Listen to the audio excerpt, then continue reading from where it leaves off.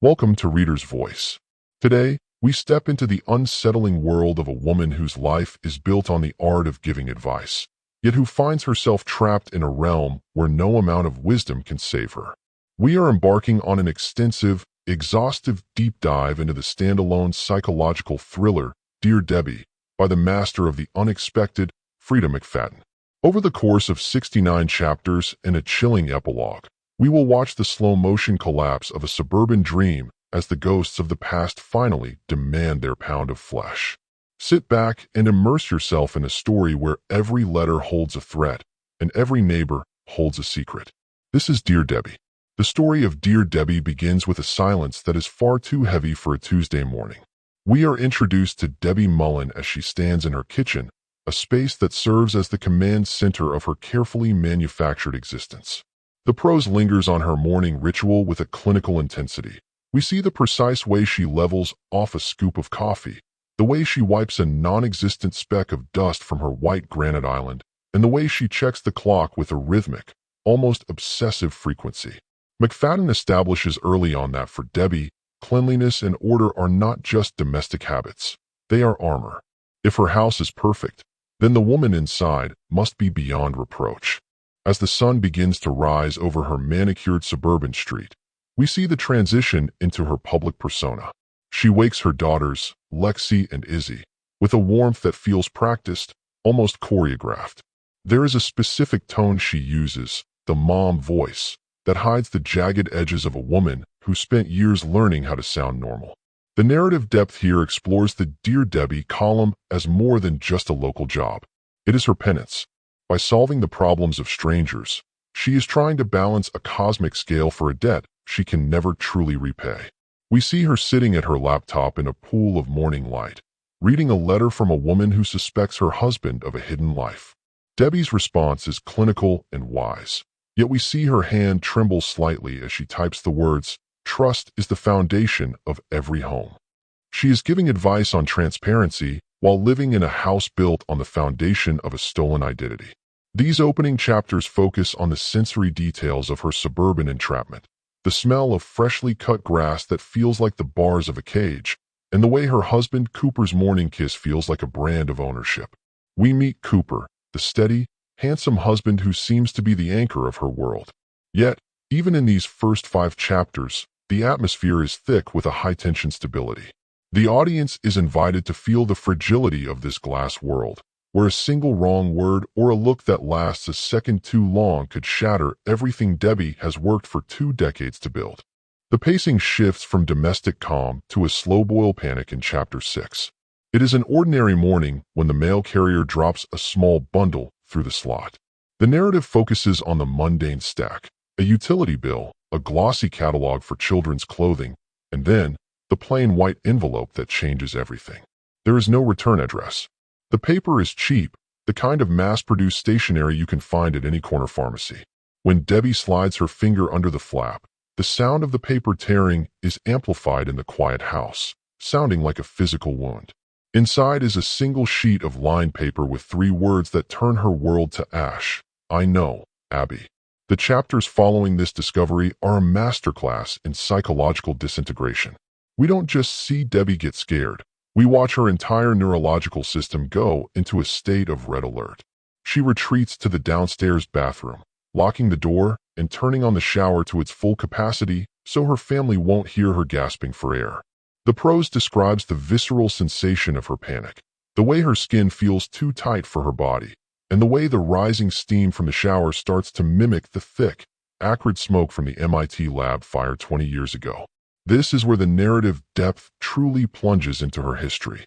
We get the first jagged fragments of the Abby persona, a brilliant student, a girl who had nothing but her intellect, and the night that intellect led her into a death trap. She is forced to emerge from the bathroom and perform the role of the perfect wife once more. Cooper is in the hallway, distracted, asking if she's seen his car keys. The dialogue here is a minefield of subtext. Every mundane question Cooper asks feels like a coded interrogation. Does he know? Has he always known? Has he been waiting for her to slip up? The narrative follows Debbie to the school drop-off line, where the bright yellow buses and the cheerful waves of other mothers feel like a mocking play. She watches a dark SUV pull up behind her, and for 3 agonizing chapters, McFadden makes us feel the weight of that vehicle's presence. It follows her to the grocery store, then lingers at the edge of the park while she watches her daughters play. By chapter 10, Debbie is no longer just a housewife with a secret. She is a hunted animal. The chapter ends with her sitting in her locked car in a grocery store parking lot, clutching a kitchen knife she took from her own drawer, realizing that the fire didn't end 20 years ago. It was just smoldering, waiting for a breeze to catch. As we move into the second 10 chapters, the story deepens the mystery of the Dear Debbie column. Debbie begins to receive more letters, but these are no longer sent to her home. They are sent to the newspaper office, disguised as regular advice queries. One letter, in particular, describes a friend who is living a lie and asks if she should be exposed for the good of society. The prose captures the agonizing irony of Debbie having to write a public response to her own blackmailer. She has to sit in her office, her heart hammering against her ribs, and craft a response that sounds objective while secretly pleading for mercy between the lines. The narrative depth here explores the physical toll of this stress. We see Debbie losing her grip on the small details. She forgets to pack Izzy's lunch. She burns the dinner she has made 1,000 times. Cooper begins to notice the change. Their interactions, once a source of comfort, are now brittle and sharp. We see them in their bedroom at night, a space that should be a sanctuary, where the silence is so heavy it feels physical. Debbie watches Cooper sleep and finds herself searching his face for any sign of betrayal. She begins to wonder if the blackmailer is someone she knows, someone she has shared a meal with, or perhaps someone who has been reading her column for years, slowly piecing together the inconsistencies in her story. In chapter 15, we get a full, immersive flashback to the night of the MIT fire. McFadden takes us into the lab, describing the smell of ozone and the blue flicker of the Bunsen burners. We see Abby and her lab partner, a brilliant but volatile man named Ethan. The narrative describes the specific project they were working on, a breakthrough that was worth millions, and the jealousy that began to rot their partnership. The descriptive prose captures the moment the first flame licked the curtains, the sound of the door being deadbolt from the outside, and the sheer, blinding terror of realized mortality. In the present day, Debbie realizes that the letters are referencing details of that lab layout that were never made public. The blackmailer isn't just someone who knows her name. It is someone who was there. By chapter 20, the paranoia has shifted from a general fear to a focused investigation. Debbie begins to use the very skills she learned at MIT, observation, deduction, and data analysis, to track the people in her life. She creates a spreadsheet of her neighbors' movements, their backgrounds, and their connection to the university system. She discovers that a new neighbor, a quiet man who recently moved in 3 doors down, has a background in forensics. The chapters conclude with Debbie standing at her window in the middle of the night, watching that neighbor's house, her reflection in the glass looking more like the Abby of 20 years ago than the Debbie of today. The hunt has officially begun, and she is no longer willing to be the prey. As we cross the threshold into the third block of chapters, the tension shifts from the mailbox to the dinner table. Debbie is no longer just looking for a stalker. She is looking for a traitor. The prose focuses on a specific Friday night dinner where the silence in the room is so thick it feels like a physical presence. McFadden describes the way Debbie watches Cooper's hands, the same hands that once comforted her, as he meticulously cuts a piece of steak. Every small gesture is now a clue. Why did he turn his phone face down when he walked into the room? Why did he mention a colleague from the university that he's never brought up before? The narrative depth here is suffocating. We experience Debbie's internal monologue as a frantic, looping interrogation. She is the woman who tells her readers to communicate and trust. Yet she is sitting inches away from her husband, paralyzed by the fear that he is the one feeding her secrets back to her in stamped envelopes. In chapter 25, a major plot pivot occurs. Debbie decides to break into Cooper's home office, a space she has always respected as his private sanctuary. The descriptive prose captures the sensory details of the break-in, the cold metal of the lock against her pick, the scent of old coffee and stale air, and the blue glow of his computer screen hitting her face in the dark. She discovers a hidden folder on his drive, but it isn't filled with another woman or a gambling debt. It is a collection of news clippings about the MIT fire. He has been tracking the very tragedy she thought she had buried. This discovery is a physical blow to the narrative. The audience feels the floor drop out from under Debbie as she realizes her perfect husband hasn't just been keeping his own secrets. He's been keeping a file on hers. This leads to a series of chapters defined by the performance of the normal. Debbie must go to bed next to him, feel his arm drape over her, and pretend she hasn't seen the evidence that he knows exactly who she is. The atmosphere of the neighborhood changes during this block as well. Debbie begins to notice a recurring figure, a woman named Sarah who seems to be everywhere Debbie is. At the grocery store, at the park, even lingering near the school during pickup. McFadden uses Sarah to represent the creeping eyes of the community. In Chapter 28, Sarah approaches Debbie under the guise of asking for advice about a troubled past, but the words she uses are too close to Debbie's own history to be accidental. The prose lingers on the artificiality of Sarah's smile and the way the sun catches the gold in her teeth, making her look predatory. By Chapter 30, Debbie is convinced that the blackmailer isn't a ghost from the past, but a parasite in her present. The narrative now dives deeper into the technical mechanics of the original sin at MIT. Through a series of long, immersive flashbacks, we are taken back to the night of the chemical explosion. We learn that Abby wasn't just a victim of the fire. She was the architect of the research that caused it.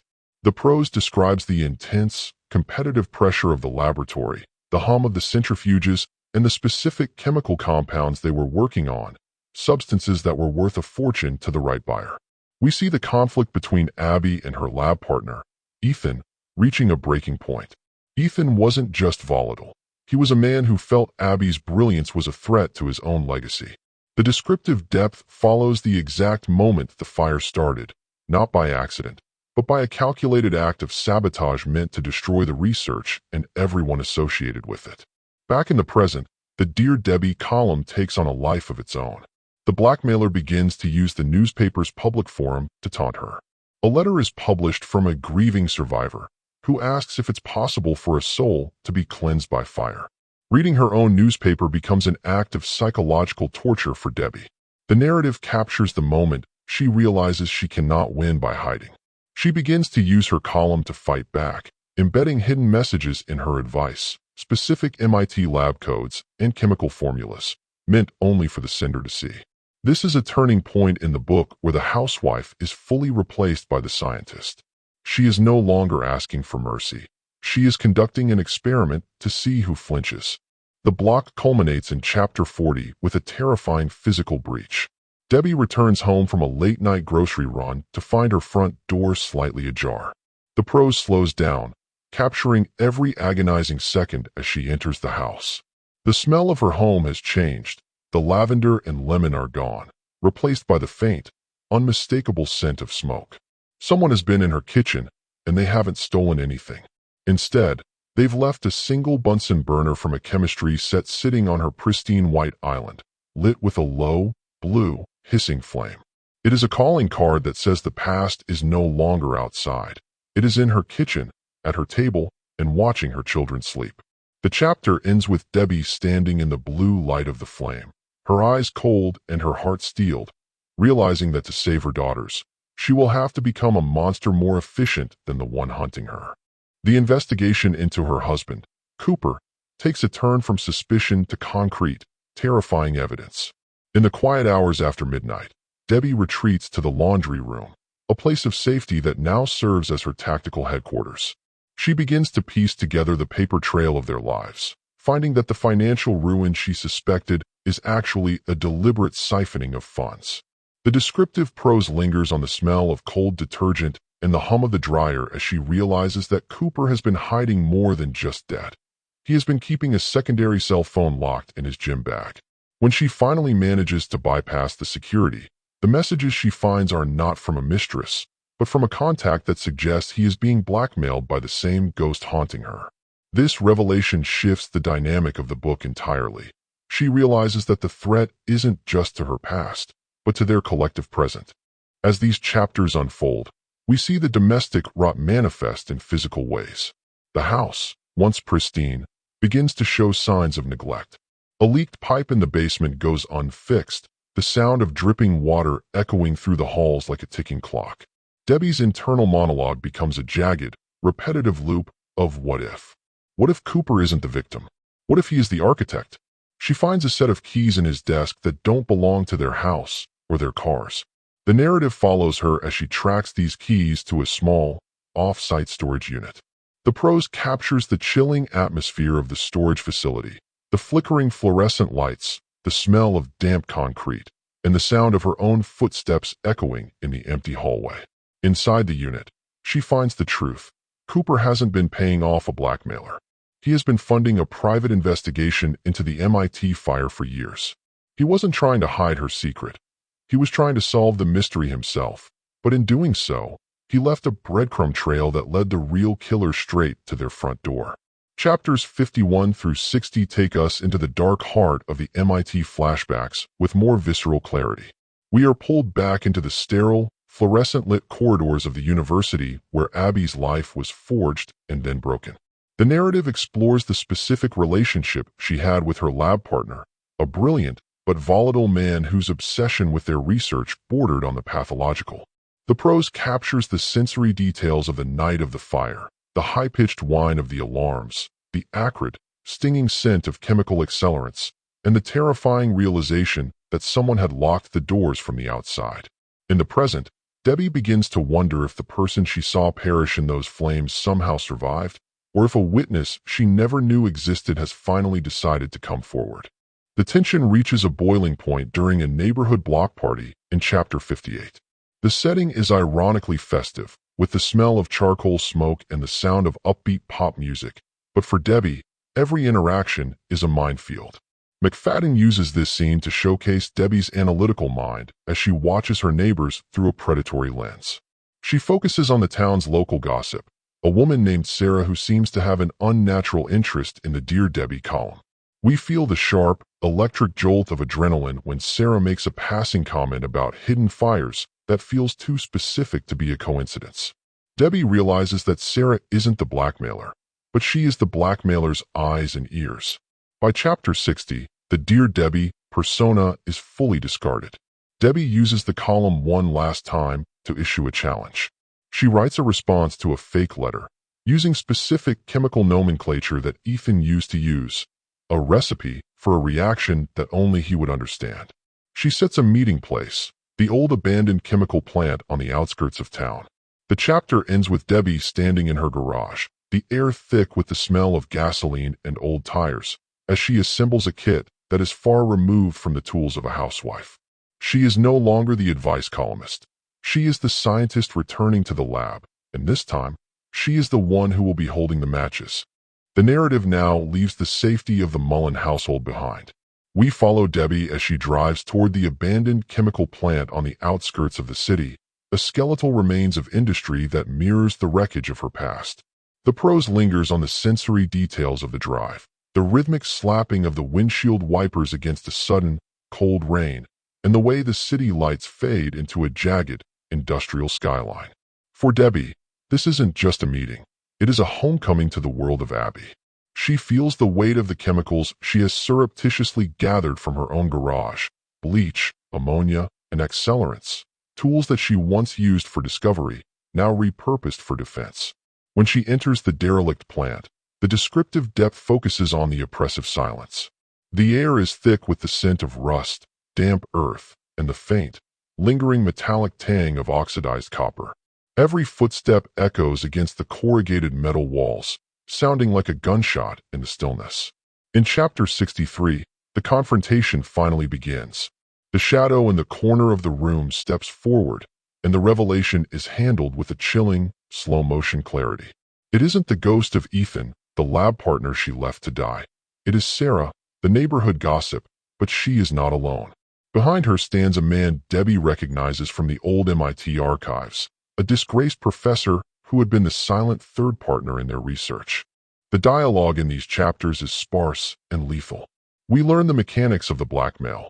Sarah had been a secretary at the university during the fire, and she had recognized Debbie's face in a local news clipping about the advice column. She had spent years nursing a grudge against the brilliant students who got away while she languished in mediocrity. The prose captures the sickening realization that Debbie's entire life was undone not by a grand conspiracy, but by the petty, festering resentment of a stranger. The final confrontation is a masterclass in tension and scientific precision. As Sarah and the professor move to secure Debbie, intending to force her to reveal the final missing components of the MIT research before silencing her, Debbie's analytical mind takes over. McFadden describes the scene with a cold, detached focus. We see Debbie calculating the airflow in the room, the distance between the chemicals she has planted, and the volatility of the environment. The narrative doesn't just describe a fight, it describes a chemical reaction. In a moment of primal survival, Debbie triggers the trap she has set. The prose captures the sudden, blinding flash of the reaction, not a massive explosion, but a localized, intense burst of heat and light that mirrors the fire from 20 years ago. The sensory details are overwhelming. The high-pitched ringing in her ears, the searing heat against her skin, and the way the shadows of her tormentors are thrown against the wall like distorted ghosts. In the chaos, the professor is consumed by the very research he sought to steal, and Sarah is left broken and defeated in the ash. The final two chapters, 68 and 69, deal with the silent, surgical cleanup. Debbie moves through the ruins with a haunting efficiency, ensuring that any evidence of her presence is erased. She doesn't feel guilt. She feels a profound, empty relief. She returns home as the first gray light of dawn touches the suburban rooftops. She finds Cooper sitting at the kitchen table, his face aged by a decade in a single night. There is an unspoken understanding between them as she washes the soot from her hands. The narrative lingers on the image of them standing together in the kitchen, two people who have committed terrible acts to protect a life that is fundamentally a lie. The epilogue serves as a chilling bookend to the entire experience. We see Debbie back in her routine, the lemon-scented wood polish and the fresh laundry returning to the forefront of the prose. The world believes Sarah moved away suddenly, and the professor is just another missing person in a city full of them. Debbie sits at her laptop, the sunlight once again reflecting off her pristine white granite island. The final words of the script focus on the latest letter to the Dear Debbie column. It is a letter from a young woman asking if it is ever okay to keep a secret from the people you love. Debbie's fingers hover over the keys, and the prose captures the absolute, terrifying stillness of her soul. She types a response that is a masterpiece of deception, advising the girl that the truth will set you free, even as she knows she is a prisoner of her own silence for the rest of her life. As she hits send, she hears her daughters laughing in the next room, and for the first time, the sound doesn't bring her joy. It reminds her of the price she paid to keep them. The story ends with Debbie looking out the window at the empty street, waiting, as she always will be, for the next envelope to arrive. This concludes the complete, exhaustive deep dive into Dear Debbie, presented by Reader's Voice.